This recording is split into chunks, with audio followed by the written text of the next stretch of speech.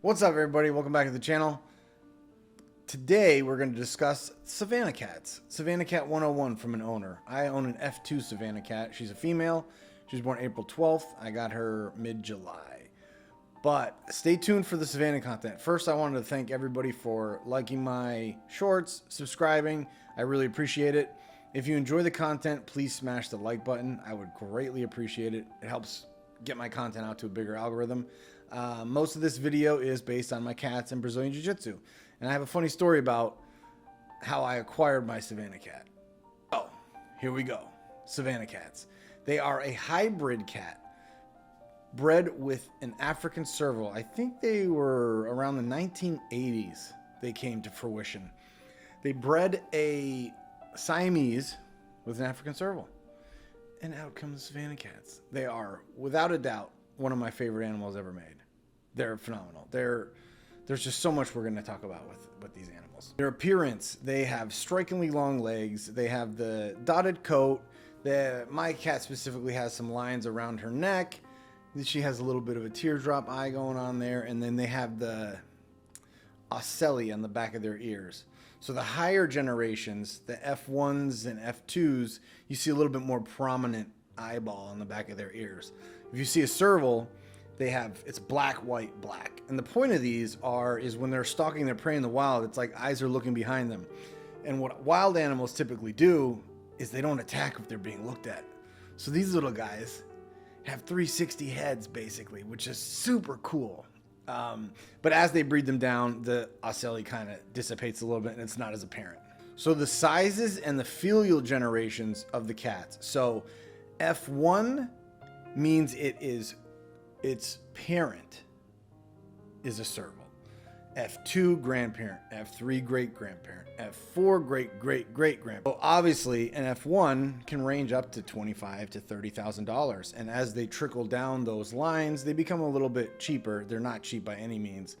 Generally, an SBT is anywhere from $2,000 to $3.5 grand, and then they progress up and up and up. I feel like, and you can't really quote me on this, I feel like the reason why they cost so much money is because F1 through F4 males are sterile. The females are fertile, but the males are sterile, so they have to breed down these males to get them to the stud book traditional so they can impregnate the higher generation Savannahs and then have the babies. And from my understanding is their litters are generally small, so there's not a whole lot that come out.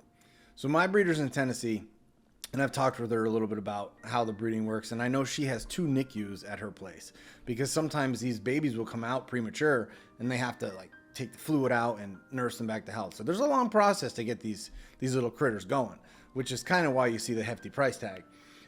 In terms of personality, I'll explain what my cat is like and then the general personality of these Savannah cats. So my cat, Valentina, she's an F2.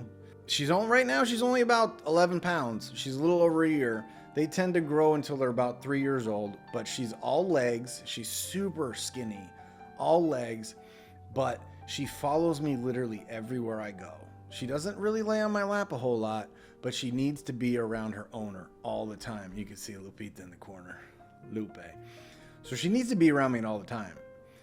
And she is basically a dog. If I don't play with her 3 to 4 times a day, she gets into stuff. They call it Savannahgans. She'll start biting. She doesn't destroy furniture by any means. But like now, I have this light out, and I have to pause this video because she starts chewing on the tripod leg. She'll just chew on metal. But if I'm active with her and play with her, and keep her brain intrigued, like service dogs, really. Like I teach her. She does tricks. She does paw. She does up. She does down. She sits. I take her for a walk on the leash. She's leash trained. Generally, she was a little bit more social when she was a kitten, but now if people come over the house, she doesn't really like people around the house. She's a very territorial and protective animal. If I get a package and the doorbell rings, she growls and runs towards the door like a dog would. So she is, I would say, extremely codependent on me. I get up to go to the bathroom, and both my litter boxes are in each of the bathrooms. She follows me into the bathroom and goes to the bathroom with me. I've never seen anything like it. She is she's like my child, you know? So her personality is wonderful. She likes to play. She's very inquisitive. She's extremely smart. And these animals, they bond with their owners like as if you were in a pack. Sorry, they're going crazy. At first, Lupita, my Siamese, didn't like her at all. Lupita was super aggro. She's very mean to her, so I had to keep them separated for a while. I always had to like really make sure that she was going to be okay. And now as she's getting older and a little bit longer, she's challenging Lupita, and Lupita now falls over to the side. So she has, in my opinion, she's bumped up the hierarchy of the pack. So these animals, their personality is wonderful. They're extremely intelligent, inquisitive animals. They absolutely need enrichment and stimulation. If you're thinking about getting a Savannah cat and you just want a cat that's going to lay around and sleep all day, Savannah cats are not going to be for you. I don't want to be the bearer of bad news, but they require a lot of attention. They require a lot of bonding time. They require a lot of play time. Food. They're obligate carnivores. Most cats shouldn't eat carbs to begin with. So occasionally she'll have a chicken foot, a raw chicken foot for a treat. But primarily I feed her freeze-dried raw food. And I feed her freeze-dried whole prey treats. So her primary diet is freeze-dried raw food. There's a misconception that cats can't eat regular kibble. Most cats shouldn't eat that crappy kibble anyways. You want to feed your cats whole prey diet. Origin makes good food, Stella and Chewy's. There's a lot of companies that make good food for Savannah cats. She likes Stella and Chewy's freeze-dried, and that's what she gets. And it costs about $120 a month to feed the cat. So they're not cheap animals. The cost of acquisition is high, and the upkeep is high. Vet bills. Both of my cats have Healthy Paws insurance. I'm not sponsored by anybody. Nobody even watches my videos, but that's what we do. So they like good food, lots of exercise, enrichment, stimulation, and they like to be around their owners. So on to the sociability aspect. They are social animals if socialized properly. My cat will do well with people in public, but when I have company over and say I was watching UFC the other night and my buddy came over, he was on the couch. My cat was laying next to me just like a dog, but when he got up, she puffed up. He went to the kitchen. She felt threatened and she would do her hiss like normal Savannah cats. They talk with hissing. It's a kind of a normal thing. And normally they don't attack people, but she would kind of like try to scare them. Like, you better get out of here. So they're very protective of their environment. She doesn't attack people though, but she's very protective of the household. So it's important to socialize these animals early. Extremely important to socialize them early. All right, let's talk legal restrictions. Certain states only allow F4 and above. Some states don't allow servals at all, or Savannahs at all, and some allow all generations. Some states require servals to have a permit, which a Class A permit for a full-bred serval. Now we're just talking Savannah cats.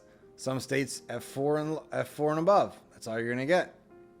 But they kind of look like you might be able to swing it. But if you live in a state in which there are regulations, make sure to check the states because these are hybrid animals. They are a cross between a wild animal, and sometimes their personality comes out like that. She'll do it with me sometimes. If I don't give her the attention she wants, she's gonna attack me. Not like draw blood or anything, but she's gonna let me know, like, hey dude, what's going on here? I'm gonna show you her real quick. Come here, buddy. That's my girl. So this is my baby. This is Valentina. She's a sweetheart. She's pretty long. Look at her. But she's a doll. She's the best. And then I have her sister's Lupita. She's a Siamese. So they're kind of buddies now. They're hanging out a little bit more, you know? So let's get back to the generations. Or the size. We'll do size. So Savannah cats are known for their impressive size. They can be upwards of 25 pounds. The lower the filial generation, which is F1, F2, and F3, you'll generally see a little bit taller of a cat. Now, there's no guarantee you're going to have a big cat. My cat's an F2. They say our average is around 16 to 20 pounds for females, 15 and a half inches. My cat's like 14 inches and like 11 pounds. But that's okay. The temperament and The reason we get these animals is how smart they are. At least that's the reason why I got her. She's so smart. Such a fun animal to be around. It's not an undertaking to be taken lightly. They are a breed that requires a lot of attention, a lot of care, it's a lot. I don't really go out of town. She gets separation anxiety. Sometimes people will, watch her and feed her, but she sleeps with me every night. She follows me everywhere I go. I work remote. She's literally by my side 24 hours a day if I'm home. Everywhere I go, she follows me. And I like that. She's a great animal. She's just a sweetheart. So generally males are going to be bigger than females. My cat has not sprayed at all. People talk about them spraying. She hasn't sprayed once. She uses a litter box like a regular cat. And she goes outside and eat grass. In terms of vet, people say, oh, hybrid cats can't get regular rabies vaccines and feline, whatever that thing is. She was just at the vet 3 days ago and got her vaccines. And she's completely fine. I don't know about full-bred servals. I don't know if they have stuff developed for those animals. But these cats are a little bit more resilient due to the hybrid nature. They're a very resilient animal. One thing about Valentina is when she's excited, she'll drool. She'll drool from excitement. Like if I have treats in her hand, she sees them, she will drool like a dog. They're literally dog cats. They are a wonderful breed. If you're really interested in getting one, do thorough research. Thorough research. Do not, and I repeat, do not find a breeder that's not on the TICA website, TICA. There are a lot of scammers out there that will sell you animals, say they're an F1 or an F2, and it could be a full-bred serval, or it can be an F7. If you're going to spend this kind of money, I'm a big fan of adopting cats too, but Savannah cats are extremely difficult to adopt because they typically don't adopt them out to people that don't have experience with these animals. So I adopted Siamese, or Lupita, when I was in California. She was a homeless cat in Tijuana, and I got her, and and it was great. But I had to go the route of a breeder for a Savannah because they're a rare breed, and there's not a lot of reputable breeders out there. There are scammers. You will get scammed if you don't do your research thoroughly. Do not, and I repeat, do not buy from scammers. A link to my breeder in the description. She's amazing. So back to the story of how I decided this was going to be my breeder. We were corresponding emails. There was a male and a female, and I really liked the female's face. I don't know. I just did.